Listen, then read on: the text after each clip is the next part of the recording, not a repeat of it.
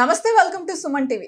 నేను ఇప్పుడు డాక్టర్ తేజ గారి కైరోప్రాక్టిక్ స్పైన్ కేర్ క్లినిక్లో ఉన్నాను. మీరు చాలా వీడియోస్ చూసుంటారు తేజ గారి వీడియోస్. అసలు ఈ మధ్య అందరికీ బ్యాక్ పెయిన్ ఎక్కువైపోయింది. అసలు ఈ బ్యాక్ పెయిన్ రాకుండా ఉండాలంటే ఎలాంటి ప్రికాషన్స్ తీసుకోవాలి, వచ్చిన తర్వాత ఎలాంటి ట్రీట్మెంట్స్తో క్లియర్ చేసుకోవాలి, ఇవన్నీ డాక్టర్ తేజ గారిని అడిగి తెలుసుకుందాం. నమస్తే డాక్టర్. హలో అండి. హాయ్. ముందుగా డాక్టర్ని ఎక్కువ మంది కలిసేది బ్యాక్ పెయిన్ అని. సో ఎక్కువగా వినిపిస్తుంది మాట. నవేడేస్ ఏంటంటే ఈ డయాబెటీస్, బీపీఎల్లోనో స్పైన్ ప్రాబ్లమ్స్ కూడా కామన్ అయిపోయినాయి అనమాట. అది మేబీ ఆ పోస్చర్ కానీ, వాళ్ళ ప్రొఫెషనల్ రిలేటెడ్ స్ట్రెస్ కావచ్చు, ఐటీ ప్రొఫెషనల్స్లో కావచ్చు, ఈవెన్ మార్కెటింగ్ పీపుల్లో కావచ్చు. చాలా మంది హెవీ వెయిట్స్ లిఫ్ట్ చేస్తుంటారు. వాళ్ళకి కూడా డిస్క్ బల్జెస్, డిస్క్ హెరినేషన్స్ అంటాం, కామన్ గా చూస్తుంటాం అనమాట. సో అలానే మన రోడ్స్ కూడా బ్లాక్, చాలా స్పీడ్ బ్రేకర్స్ గుంతలు ఉంటాయి కదా, దాని వల్ల కూడా కొన్ని డిస్క్ బల్జెస్ ఉండొచ్చు. ఇంకోటి ఏంటంటే ఈవెన్ న్యూట్రిషనల్ డెఫిషియన్సీ వల్ల కూడా ఈ బోన్స్ వీక్ అయ్యి కూడా ఈ డిస్క్ బల్జెస్, ఈ స్పైన్ ప్రాబ్లమ్స్ అనేది నవేడేస్ కామన్ అయిపోయింది అనమాట మనకి. సో ఇక్కడ ఏంటంటే మన దగ్గరకు ఒక పేషెంట్ వచ్చినప్పుడు, సో అది దేని వల్ల వస్తుందని ఫస్ట్ రూట్ కాజ్ అనేది మనం ఫైండ్ అవుట్ చేయాలి. సో అందరికీ డిస్క్ బల్జ్, సో ఇదే ఉందని మనం ఎలా డయాగ్నోస్ చేస్తామంటే, సో ఫస్ట్ మనం డిఫరెన్షియేట్ అంటే దేని వల్ల వస్తుంది అనేది. ఎందుకంటే ఒక బ్యాక్ పెయిన్ వస్తుందంటే చాలా వరకు అది మేబీ ఈవెన్ గ్యాస్ట్రైటిస్ లో కూడా వచ్చే కామన్ గా ఉంటుంది. ఈవెన్ నవేడేస్ ఏంటంటే ఇప్పుడు కిడ్నీ స్టోన్స్ ఉంటాయి. ఇప్పుడు కిడ్నీ స్టోన్స్ వచ్చినప్పుడు కూడా బ్యాక్ పెయిన్ ఉంటుంది. అయితే దానికి మనకి బ్యాక్ పెయిన్ ఎలా డిఫరెన్షియేట్ చేస్తాం అంటే, ఇప్పుడు కిడ్నీ పెయిన్ అనేది మనకి లాయిన్ టు గ్రాయిన్ వరకే పెయిన్ ఉంటుంది అనమాట. ఇట్స్ స్పాస్మోడిక్ పెయిన్, అంటే అది సడన్ గా వస్తుంది, అదే తగ్గిపోతుంది. ఇప్పుడు మనకి బ్యాక్ పెయిన్ ఉంది అనుకోండి, అది ఎలా ఉంటుందంటే మనకి ఏదైనా మూవ్మెంట్స్ రెగ్యులేట్ అవుతూ ఉంటుంది ఏదైనా డ్యూరింగ్ యాక్టివిటీస్ లో కానీ. సో మనం దీన్ని చూసుకోవాలి అంటే దేని వల్ల వస్తుంది పెయిన్ అనేది. సో మనం రూట్ కాజ్ తెలిస్తే దాని ట్రీట్మెంట్ కూడా ఈజీగా ఉంటుంది మనకి. కానీ డాక్టర్, చాలా మంది లోవర్ బ్యాక్ పెయిన్ వచ్చినప్పుడు అసలు నుంచోలేరు. వాళ్ళు ఫుడ్ తినేటప్పుడు కూడా స్ట్రైట్ గా నిలబడి వాళ్ళు తినలేరు. అంటే సైడ్ కి ఇలా వన్ లెగ్ మీద స్ట్రెస్ వేసి నుంచోవడం అదంతా జరుగుతుంది. అంటే అంత ప్రాబ్లం ఉంటుంది. చాలా మంది డాక్టర్స్ దగ్గరికి వెళ్తారు, కానీ సొల్యూషన్ అయితే చాలా లేట్ గా వస్తుంది అంటూ ఉంటారు. నిజమేనా? అంటే ఫస్ట్ ప్రాబ్లం రాగానే నియర్ బై డాక్టర్ని కన్సల్ట్ చేసి థెరపీ తీసుకుంటే బాగుంటుంది. చాలా మంది ఏమవుతుందంటే నెగ్లెక్ట్ చేస్తుంటారు. అంటే చాలా మంది ఏం చేస్తారంటే పక్కన వాళ్ళ ఫ్రెండ్స్ సజెషన్ ఏదో ఒకటి తీసుకొని ఒక పెయిన్ కిల్లర్ వేసుకుందాం, ఒక 24 hours లో రిలీఫ్ వస్తుంది, మళ్ళీ వాళ్ళ యాక్టివిటీస్ వాళ్ళు చేసుకుంటుంటారు. కానీ అది ఫ్రీక్వెంట్ గా వస్తున్నప్పుడు ఏం చేయాలంటే అట్లీస్ట్ నియర్ బై డాక్టర్ని కన్సల్ట్ చేసి, సో అది దేని వల్ల వస్తుంది, ఏదైనా మనకి స్కాన్స్ కానీ, ఎంఆర్ఐస్ కానీ, ఎక్స్రేస్ కానీ చూసుకోగలిగితే ముందుగానే మనం చూసుకుంటే అది అక్యూట్ స్టేజ్ లో ఉన్నప్పుడు అది కంప్లీట్ గా 100% క్యూర్ చేయొచ్చు. ఇక్కడ ఏమవుతుందంటే ఇది క్రానిక్ స్టేజ్ వచ్చిన తర్వాత ఇక్కడికి వచ్చేసరికి ఏమవుతుందంటే ఈ పెయిన్స్ వాళ్ళకి నుంచోనే పరిస్థితి ఉండదు. నుంచుంటే ఒక 10 నిమిషాలకే ఈ కాళ్ళు ముద్దుబారిపోతుంటాయి, ఈ నమ్నెస్ వచ్చేస్తుంది, బర్నింగ్ సెన్సేషన్ ఉంటుంది. దీనివల్ల స్లీప్ డిస్టర్బెన్స్, ఎప్పుడైతే స్లీప్ డిస్టర్బెన్స్ స్టార్ట్ అవుతుందో వీళ్ళకి యాంగ్జైటీ, డిప్రెషన్ అనేది కామన్ గా చూస్తున్నమాట. అంటే మోర్ దెన్ 6 months ఈ ప్రాబ్లమ్స్ ఉంటాయి మనకి. సో అసోసియేటెడ్ సైకలాజికల్ ఇంబ్యాలెన్సెస్ అంటాం ఇవన్నీ కూడా మనకి. సో ఇవన్నీ కామన్ గా చూస్తుంటాం. ఒక బ్యాక్ పెయిన్ ఏంటంటే దీన్ని నెగ్లెక్ట్ చేయడం వల్ల దీని రిలేటెడ్ ఈ హెల్త్ ఇష్యూస్ కూడా వచ్చే అవకాశం ఉంటుంది. ఎందుకంటే మనకి బ్యాక్ పెయిన్ వచ్చినప్పుడు ఫిజికల్ యాక్టివిటీ తగ్గిపోతుంది. ఎప్పుడైతే ఫిజికల్ యాక్టివిటీ తగ్గుతుందో ఈవెన్ ఇండైజెషన్, అంటే మనకి గ్యాస్ట్రైటిస్ కానీ, ఈ stomach related, digestion related issues కూడా వచ్చే కామన్ గా ఉంటుంది. ఎందుకంటే మనకి స్టమక్ అనేది పవర్ హౌస్ లాంటిది. మనకి తిన్న న్యూట్రిషన్ అంతా కూడా మన బాడీకి అంతా కూడా ఇక్కడ నుంచే కరెక్ట్ గా న్యూట్రియన్స్ అంతా కూడా అబ్జర్వ్ అవ్వాల్సి వస్తుంది. సో వీటన్నిటిలో కూడా అన్ని సిస్టమ్స్ లో కూడా మనకి చేంజెస్ వస్తూ ఉంటాయి అన్నమాట. సో అది ముందుగానే మనం చూసుకొని ట్రీట్ చేసుకోగలిగితే దీన్ని 100% క్యూర్ చేయొచ్చు మనం. చాలా మంది బ్యాక్ పెయిన్ తో డాక్టర్స్ దగ్గరికి వెళ్తారు అండ్ వాళ్ళు సర్జరీ అంటారు లేదా మెడికేషన్ ఇస్తారు.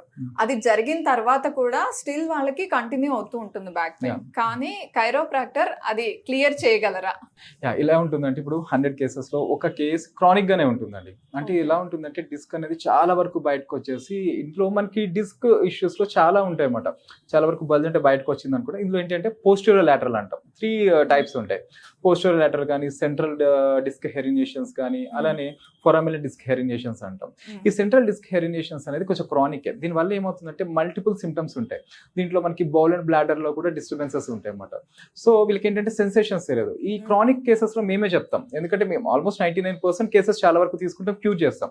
ఈ 1% కేసెస్ లో ఏంటంటే క్రానిక్ గా ఉన్నప్పుడు మాత్రం మేమే సర్జరీ రికమెండ్ చేస్తాం. ఎందుకంటే అది ముందుగానే వాళ్ళు నెగ్లెక్ట్ చేసి స్టేజ్ కి వచ్చేస్తారు కదా. సో కొన్ని కేసెస్ ఏంటంటే అవి సర్జికల్ గా వెళ్లాల్సిందే. సో ముందుగానే వస్తే ఆ సర్జరీ బాధ తగ్గుతుంది, కొంచెం ముందుగా వాళ్ళ కేర్ తీసుకుని వస్తే తగ్గుతుంది. ఇంకొకటి ఏంటంటే థెరపీ ఇచ్చిన తర్వాత కూడా చాలా వరకు ఏంటంటే లైఫ్ స్టైల్ చేంజెస్ నుంచి వస్తుంటాయి ఈ ప్రాబ్లమ్స్ అన్ని. సో ఆ లైఫ్ స్టైల్ కూడా వీళ్ళు కరెక్ట్ చేసుకోవాల్సి వస్తుంది. నవడేస్ ఆల్కహాల్, స్మోకింగ్ అండ్ మన ఇంకోటి ఏంటంటే స్లీప్ టైం. ఏంటంటే చాలా మంది ఏంటంటే ఇన్సోమ్నియా, చాలా మంది స్లీప్లెస్నెస్, తక్కువ టైం పడుకుంటుంటారు. వాళ్ళు కూడా ఈవెన్ నవేడేస్ మస్కులోస్కెలిటల్ సిస్టమ్, ఈ నర్వస్ సిస్టమ్ వీక్నెస్ కామన్ గా చూస్తుంటాం మనం, ఈ డైజెషన్ ఇష్యూస్. సో ఈ లైఫ్ స్టైల్ చేంజెస్ అన్ని వీళ్ళు మళ్ళీ కరెక్ట్ చేసుకోగలిగితే ఈ ప్రాబ్లమ్స్ అనేది ఒకసారి తగ్గిన తర్వాత మళ్ళీ రియాక్టర్ అయ్యే ఛాన్సెస్ చాలా తక్కువ మనకి. తేజ గారు, ఈ మధ్య చూస్తున్నాం కైరోప్రాక్టర్స్ చాలా చాలా ఫేమస్ అవుతున్నారు వీడియోస్ తో. అంటే చాలా సోషల్ మీడియాలో వైరల్ కూడా అవుతున్నాయి వాళ్ళ ట్రీట్మెంట్స్ కానీ అవన్నీ. ఒక్కొక్కసారి చూస్తే అనిపిస్తుంది ఇది నిజమా లేకపోతే వ్యూస్ కోసం చేస్తున్నారా అని. మీరు చూసారా? చూస్తామండి. యాక్చువల్లీ ఏంటంటే medical chiropractic and non medical రెండు ఉంటుంది. అదేంటంటే మెడికల్ బేస్డ్ మాట. ఇక్కడ ఏంటంటే మేము 4.5 years అండ్ 2.5 years పీజీ చేస్తున్నాం. అంటే మా బ్యాక్గ్రౌండ్ అంటే కూడా మెడికల్ ఇస్ ఫిజియోథెరపీ వచ్చి. సో ఇక్కడ ఏంటంటే మాకు కంప్లీట్ గా అనాటమీ అంతా కూడా ఐడియా ఉంటుంది. ఏది ఎక్కడ ఉంటుంది, ఏ పార్ట్ ఎక్కడ ఉంటుంది, ఏ నర్వస్ సిస్టమ్, కంప్లీట్ గా ఏ మజిల్స్ ఎలా ఉంటుంది, దాన్ని ఎలా ట్రీట్ చేయాలి అనేది. సో ఇక్కడ ఏంటంటే మనకి పేషెంట్ ట్రీట్ చేసినప్పుడు దీని వల్ల వచ్చే డేంజర్స్ కానీ సైడ్ ఎఫెక్ట్స్ కానీ ఏమి ఉండవు అన్నమాట. మనం బ్లైండ్ గా ఏం తెలియకుండా మూమెంట్స్ ఇస్తే ఏమవుతుందంటే there is the chances of paralysis కానీ అదర్ హెల్త్ ఇష్యూస్ వచ్చే అవకాశం ఉంటుంది అన్నమాట.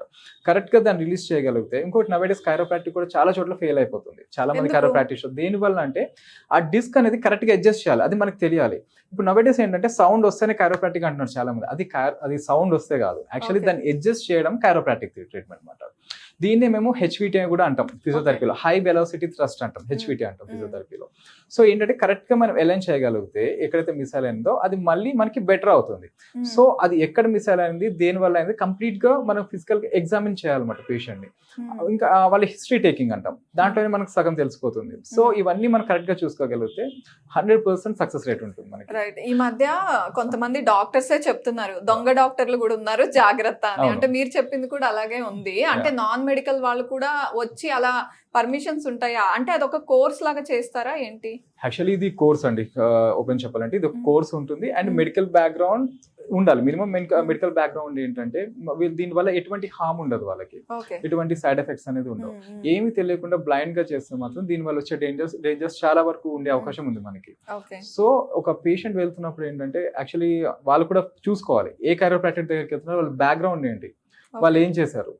సో అది. అండ్ ఇంకొకటి ఏంటంటే మన క్లినిక్స్ లో ఇక్కడ దీంతో పాటు ఇక్కడ ట్రీట్మెంట్ అవుతున్న పేషెంట్స్ తో కూడా మేము డైరెక్ట్ మాట్లాడమంటాం. ఎందుకంటే మనకి ఇక్కడ సక్సెస్ రేట్ బాగుంటుంది, తగ్గుతుంది కాబట్టి. ఇక్కడ ట్రీట్మెంట్ అవుతున్న ఎప్పుడు 10-15 మెంబర్స్ ఉంటూనే ఉంటారు ఏ టైంలో వచ్చినా. సో ఏంటంటే ఆ పేషెంట్స్ కూడా డైరెక్ట్ గా మాట్లాడమని ఎలా చేస్తారు, ఎందుకంటే ఒక్కొక్కరు డిఫరెంట్ డిస్ట్రిక్ట్స్, డిఫరెంట్ స్టేట్స్ నుంచి వస్తారు కదా. సో వీళ్ళకి కూడా ఏంటంటే కొంచెం positive thinking and confidence levels కూడా పెరుగుతాయి వాళ్ళతో మాట్లాడినప్పుడు. సో అందుకే ఇక్కడ ఉన్న ట్రీట్మెంట్ అవుతున్న పేషెంట్స్ తో కూడా డైరెక్ట్ గా వెళ్ళి మాట్లాడమని. సో అంటే పేషెంట్స్ వస్తే మీరు మాట్లాడడం కాకుండా ఆల్రెడీ ట్రీట్ చేసిన వాళ్ళతో మాట్లాడిస్తారు మీరు? ట్రీట్ చేసిన వాళ్ళతో. ఇక్కడ ట్రీట్మెంట్ అవుతున్న వాళ్ళు కూడా ఉంటారు. ఇప్పుడు 10 days నుంచి థెరపీ తీసుకుంటున్న వాళ్ళు ఉంటారు, అండ్ 5 days నుంచి, కొంతమంది 20 days నుంచి. అండ్ ఎంత ఇంటెన్సిటీ తగ్గింది వాళ్ళకి పెయిన్ బిఫోర్ అండ్ ఆఫ్టర్, ఇక్కడ రాకముందు వచ్చిన తర్వాత, అండ్ 30% తగ్గిందా, 100% ఇంటెన్సిటీ ఆఫ్ పెయిన్ రెడ్యూస్ అయిందా అనేది మేము అడగమని చెప్తాం అన్నమాట. సో దాని వల్ల ఏంటంటే వీళ్ళు కాన్ఫిడెన్స్ లెవెల్స్ పెరుగుతాయి, కొంచెం పాజిటివ్ గా కూడా థింక్ చేస్తారు. ఓకే. ఇప్పుడు ఒక పేషెంట్ బ్యాక్ పెయిన్ అని వస్తే, ఒకవేళ స్టేజ్ 3 అట్లా పెయిన్ ఉందనుకోండి, మిడిల్ లో ఉన్నారు వాళ్ళు పెయిన్ తో, లాస్ట్ స్టేజ్ కాకుండా, ఎంత సక్సెస్ రేట్ ఉంటుంది, ఎంత వరకు పెయిన్ ని మీరు రెడ్యూస్ చేయగలరు? ఒక పేషెంట్ వచ్చినప్పుడు చూడాలి, అంటే వాళ్ళ ఏజ్ రిలేటెడ్ కూడా. ఇప్పుడు 30 years లో ఉన్నప్పుడు మనం మ్యానిపులేషన్స్, అలానే 70-80 years వాళ్ళు వస్తారు. ఎందుకంటే బోన్ స్ట్రెంత్ తగ్గుతుంది కంపేర్ టు ద మెన్. ఇప్పుడు చూడండి, ఉమెన్ కి 45 years తో బోన్ స్ట్రెంత్ కొంచెం తక్కువ ఉంటుంది మనకి, ఈ హార్మోనల్స్ ఇంబ్యాలెన్సెస్ వల్ల. సో ఇది చూసుకోవాలి. అంటే అందరికి అంత ఫోర్స్ ఇవ్వడం వల్ల ఏమవుతుందంటే ఫ్రాక్చర్స్ అయ్యే ఛాన్సెస్ ఉంటాయి. సో ఎంత ఫోర్స్ అప్లై చేయాలి, దాన్ని ఎలా రిలీజ్ చేయాలి, మనం కరెక్ట్ గా చూసుకుంటే దాని వల్ల హార్మ్ ఉండదు, అండ్ సైడ్ ఎఫెక్ట్స్ కూడా ఏమి ఉండదు అన్నమాట. సో ఇవన్నీ చూసుకోవాల్సి ఉంటుంది మనం. అంటే సక్సెస్ రేట్ అంటే మీకు రివ్యూస్ ఎలా ఇస్తారు? మాకు ఇంతవరకు తగ్గిపోయింది లేదా 100% తగ్గిపోయింది అనే వాళ్ళు ఎంతమంది ఉంటారు? ఆల్మోస్ట్ 99% సక్సెస్ రేట్ లోనే ఉన్నామండి. ఓకే. చాలా వరకు అయితే పేషెంట్స్ ఇక్కడికి వచ్చిన వాళ్ళందరూ కూడా హ్యాపీగానే వెళ్తారు. అంటే కేస్ తగ్గుతుంది అంటేనే మేము టేకప్ చేస్తాం అన్నమాట. ఓహో, ఓకే. సో లేదు, కొన్ని కేసెస్ ఉంటాయి సర్జరీకి మేము చెప్పాం, ముందే చెప్పేస్తాం, ఇది కాదు సజెస్ట్ చేస్తాం మీరు సర్జరీకి వెళ్ళండి అని చెప్పి. ఇక్కడికి వచ్చే కేసెస్ కూడా చాలా వరకు ఏంటంటే అన్ని చోట్లకి తిరిగేసి వస్తారు. ఈవెన్ ఆయుర్వేదిక్ కానీ, హోమియోపతి కానీ, నేచర్ క్యూర్ కానీ, అన్ని ట్రీట్మెంట్స్ తీసుకొని లాస్ట్ లోనే మా దగ్గరికి వస్తారు అనమాట. సో అప్పటికి ఇది ఏమవుతుందంటే క్రానిక్ అయిపోతుంది. అందుకే కొన్ని కేసెస్ ఏంటంటే, కొన్ని కేసెస్ ఒక 1 week 2 weeks లో తగ్గితే, కొన్ని కేసెస్ 2 to 3 months కూడా పడుతుంటాయి అన్నమాట. కొన్ని కేసెస్ 100% 60-70% బెటర్ అవుతుంది, కొన్ని కేసెస్ 99% బెటర్ అవుతుంటాయి మనకి compare to the other centres other therapies ఇక్కడ చూసుకుంటే మనకి సక్సెస్ రేట్ బాగుంటుంది.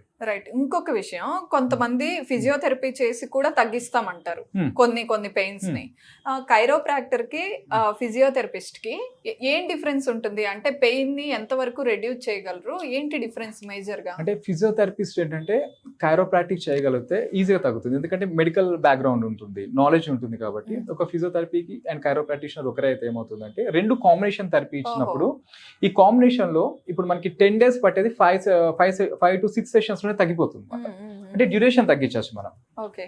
సో అందుకే ఇప్పుడు మన దగ్గర ఏంటంటే ఒక physiotherapy and chiropractic and osteopathy advanced అనమాట. సో ఈ ఆస్టియోపతి థెరపీస్ లో కూడా ఈ కాంబినేషన్స్ ఏంటంటే ఎక్కువ టైం తీసుకో, తొందరగా తగ్గుతుంది మనకి. సో ఇంకా అడ్వాన్స్డ్ టెక్నిక్స్ ఏమేమి వస్తున్నాయి కొత్తగా వచ్చేవి? ఇప్పుడు కైరోప్రాక్టిక్ కన్నా కూడా ఆస్టియోపతి ఇంకా అడ్వాన్స్డ్ అనమాట. ఈ ఆస్టియోపతి ఏంటంటే నాట్ ఓన్లీ మస్కులోస్కెలిటల్ సిస్టమ్, ఈయన డైజెస్టివ్ ఇష్యూస్ కానీ లంగ్ ఇష్యూస్ కానీ అదర్ విజరల్ ఆర్గన్స్ అంటాం, వీటిలో ఏదైనా ప్రాబ్లం ఉన్నా కూడా మన ఆస్టియోపతి ట్రీట్మెంట్ తో వీటిని క్యూర్ చేయొచ్చు. ఇక్కడ ఎవరైనా ఇప్పుడు ప్రెసెంట్ అవైలబుల్ ఉన్నారా? ఎవరైనా బ్యాక్ పెయిన్ తో ఉన్న ఉన్నారండి, ఇప్పుడు ట్రీట్మెంట్ అవుతుంది ఒక ఇద్దరికి. మీరు మాట్లాడదాం ఒకసారి. నమస్తే అండి. నమస్తే మేడం. మీ పేరు? కేవీ రెడ్డి. కేవీ రెడ్డి గారు ఎక్కడి నుంచి వచ్చారు? సుచిత్ర నుంచి వచ్చి మేడం. అంటే తేజ గారి క్లినిక్ కి ఫస్ట్ టైం వచ్చారా లేకపోతే ఫస్ట్ టైం వచ్చారు? ఎక్కడికైనా వెళ్ళారా వేరే క్లినిక్స్ కి ఇక్కడికి వచ్చే ముందు? వెళ్ళే మేడం, అక్కడ క్యూర్ కాలేదు. ఓకే. ఏంటి అసలు ప్రాబ్లం ఏంటి? Back pain madam. ఓకే. వేరే క్లినిక్స్ కి వెళ్ళినప్పుడు ఏం చెప్పేవాళ్ళు? అక్కడ సాటిస్ఫై కాలేదు మేడం, చాలా సార్లు చూపించుకున్నాను. అంటే సర్జరీస్ మెడికేషన్ ఏమన్నా చెప్పారా? సర్జరీస్ అంటే దాని నాకు ఇంట్రెస్ట్ లేక. మరి ఇక్కడికి ఎలా వచ్చారు తేజ గారికి? యూట్యూబ్ లో చూసి వచ్చాను మేడం. ఓహో, ఓకే. ఇక్కడికి వచ్చాక మీకు కాన్ఫిడెన్స్ ఎట్లా వచ్చింది? ఇక్కడికి వచ్చినాక పేషెంట్లను అడిగి తెలుసుకున్నాను. మాట్లాడి జాయిన్ అయ్యారా? మేడం. మీకు ఇంతకు ముందున్న పెయిన్ ఇప్పుడు ఎంత తగ్గింది? ఇప్పుడు 90% తగ్గింది మేడం. ఓకే. అంటే ఇంతకు ముందు మీరు నడవగలిగేవారా, కూర్చునే వాళ్ళ? ఇంతకు ముందు ఇక్కడికి రావడానికి ఒకరి సహాయం తీసుకొని వచ్చేవాడిని మేడం. ఓకే. ఇంకొకరి సపోర్ట్ ఉండాలి. సపోర్ట్ లేదు, రాలేకున్నాను. అప్పుడు కూర్చోలేకున్నా పెయిన్ ఎక్కువ ఉన్నది. ఇప్పుడు 90% క్యూర్ అయింది మేడం. ఇప్పుడు ఒక్కనే రావడం పోవడం. అదే నడిచి వచ్చేస్తున్నారు, నేను అదే అనుకున్నాను. అంటే ఎన్ని సిట్టింగ్స్ కి వచ్చారు? ఎన్నిసార్లు చేశారు మీకు ట్రీట్మెంట్? నేను 20 days నుంచి ట్రీట్మెంట్ తీసుకుంటున్నాను. ఓకే. ఇప్పుడు హ్యాపీగా ఉన్నారు? హ్యాపీగా ఉంది మేడం. అంటే మీలాగా బాధపడుతున్న వాళ్ళు చాలా మంది ఉంటారు బ్యాక్ పెయిన్ తో, చూస్తూ ఉంటారు మన ఇంటర్వ్యూ. వాళ్ళకి ఏం చెప్తారు తేజ గారి గురించి? కంపల్సరీ ఇక్కడికి తేజ సార్ క్లినిక్ రమ్మని చెప్తాను మేడం. అంటే ఎందుకు? ఇక్కడే బాగుంది మేడం రిజల్ట్. ఓకే, ఇక్కడే బాగుంది, ఇక్కడే మీకు సొల్యూషన్ దొరికింది.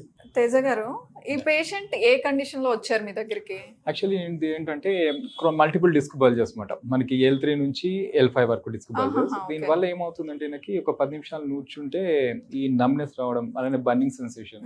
సో అది దీనివల్ల ఏమవుతుందంటే స్లీప్ డిస్టర్బెన్స్, ఈవెన్ పడుకోవాలన్నా కూడా ఈ నమ్నెస్ వల్ల కానీ ఈ బ్యాక్ పెయిన్ రావడం వల్ల సో స్లీప్ కూడా సరిగా ఉండకపోయేది అనమాట. సో దానివల్ల ఇంతకు ముందు మెడికేషన్స్ తీసుకున్నారు అండ్ అదర్ సెంటర్స్కి వెళ్ళారు థెరపీకి. సో అక్కడ స్టిల్ పెయిన్ అలానే ఉంది, తగ్గకపోవడంతో ఏంటంటే ఇక్కడికి రావడం జరిగింది మన యూట్యూబ్లో చూసి. ఇక్కడికి వచ్చిన తర్వాత కూడా నేను చెప్పాను, ఇక్కడ మన దగ్గర ఉన్న పేషెంట్స్ మీతో డైరెక్ట్ మాట్లాడింది ఫస్ట్ అని. మాట్లాడిన తర్వాత ఆయన కూడా సాటిస్ఫై అయ్యారు, హ్యాపీగా ఫీల్ అయ్యారు. సో మాట్లాడిన తర్వాత థెరపీ స్టార్ట్ చేసాం. ఈవెన్ 6th day నుంచి బెటర్గా కొంచెం ఇంప్రూవ్మెంట్ స్టార్ట్ అయింది. ఈ రోజు వచ్చేసరికి ఆయన బెటర్గా ఒకరే రావడం జరిగింది. మళ్ళీ ఆయన యాక్టివిటీస్ అన్ని చేసుకుంటున్నారు, ఇబ్బంది ఏం లేకుండా. ఇంకో 3-4 సెషన్స్ లో ఆల్మోస్ట్ తగ్గిపోతుంది మొత్తం అంతా కూడా. అంటే ఈయన స్టేజ్ ఎలా ఉంది అంటే మల్టిపుల్ డిస్క్ బల్జెస్, దాంతో పాటు స్పాండిలోలిసిస్ అంటాం. అంటే ఈ డిస్క్ తో పాటు ఈ వర్టిబ్రే, ఈ బోన్ అనేది కొంచెం ముందుకు జరిగింది, యాంటీరియోలిసిస్. దాని వల్ల ఈ ప్రాబ్లం అనేది చాలా ఇయర్స్ నుంచి ఉంది, అది క్రానిక్ అయిపోయింది. అలానే దీంతో పాటు కొన్ని లైఫ్ స్టైల్ చేంజెస్ కూడా చెప్పామన్నమాట. అంటే ఎక్సర్సైజెస్, అలానే థెరపీతో పాటు అండ్ అలానే డైట్ చేంజెస్, ఇవన్నీ కూడా మేము చెప్పడం జరుగుతుంది దీంతో పాటు. ఎందుకంటే మనకి నవడేస్ కామన్ గా ఈవెన్ డైట్ అంటే న్యూట్రిషన్ సరిగ్గా లేకపోయినా ఏమవుతుంది, ఈ బోన్స్ మజిల్స్ అన్ని వీక్ అయినా కూడా ఈ పెయిన్స్ కామన్ గా వచ్చేస్తుంటాయి. And right nutrition and regular exercises, correct గా మన పోస్చర్ మెయింటైన్ చేయడం, ఇవన్నీ చేసుకుంటే మనకి రేకర్ అయ్యే ఛాన్సెస్ తక్కువ ఒకసారి తగ్గిన తర్వాత. తేజ గారు, చాలా మంది మొదట్లో కనిపెట్టే వాళ్ళు ఉంటారు, వాళ్ళు నెగ్లెక్ట్ చేస్తూ ఏదో పెయిన్ కోసం పెయిన్ కిల్లర్స్ వాడుతూ లాస్ట్ వరకు వచ్చేస్తారు. మీరు అన్నట్టు లాస్ట్ స్టేజ్ అయితే సర్జరీస్ కి ఎలాగో వెళ్తారు. ఒకవేళ సర్జరీస్ అంటే భయపడుతూ ఇనీషియల్ గానే వాళ్ళు పెయిన్ గురించి తెలుసుకున్న వాళ్ళకి మీరు ఈజీగా ట్రీట్ చేయగలరా? అంటే అలాంటి వాళ్ళకి సర్జరీస్ అవసరం లేదని చెప్తారా? ఏం చెప్తారు? ఇప్పుడు ఏంటంటే ఇప్పుడు సర్జరీస్ కంటే కొన్ని కేసెస్ ఉంటాయండి. ఇప్పుడు వీళ్ళు ఎక్యూట్ గానే వస్తే ఈ 15-20 సెషన్స్ కూడా అవసరం ఉండదు. ఈవెన్ ఓహో. 2 or 3 సెషన్స్ లోనే చాలా వరకు తగ్గిపోతుంటాయి Hmm. కేసెస్. సో కొన్ని కేసెస్ మాత్రం కొంచెం టైం పడతాయి. కొన్ని క్రానిక్ కేసెస్ ఉంటే ఇట్ టేక్స్ 1-2 months కూడా టైం పడుతుంటుంది అనమాట. ఎందుకంటే అంత సివియారిటీ కొంతమంది 6 years, 7 years, 8 years నుంచి ప్రాబ్లమ్ ఫేస్ చేస్తున్న వాళ్ళు ఉంటారు. అందరికి 2-3 సెషన్స్ లో 2 weeks లో తగ్గలని లేదు. కొంతమందికి టైం టేకింగ్ మనకి. సర్జరీ మనం ఏంటంటే మాక్సిమం అవాయిడ్ చేయొచ్చు. 95% సర్జరీ అనేది చాలా వరకు అవాయిడ్ చేయొచ్చు అనమాట. కొన్ని కేసెస్ మేము అంటే మా దగ్గర ట్రీట్ చేయలేము, చాలా కాంప్లికేటెడ్ గా ఉంటాయి. సెంట్రల్ డిస్క్ ప్రొట్రూషన్స్ అంటాం. ఈ డిస్క్ హెర్నియేషన్స్ లో కాంప్లికేటెడ్ గా ఉంటే మాత్రం మేమే సర్జరీకి సజెస్ట్ చేస్తాం. ఓకే. సో ముందే చెప్పేస్తాం మన దగ్గర అవుతుందా లేదా, లేదంటే సర్జరీకి వెళ్ళాలా అని చెప్పి. Thank you doctor. Thank you అండి. Thanks for your time. Yeah, okay అండి, థ్యాంక్ యూ.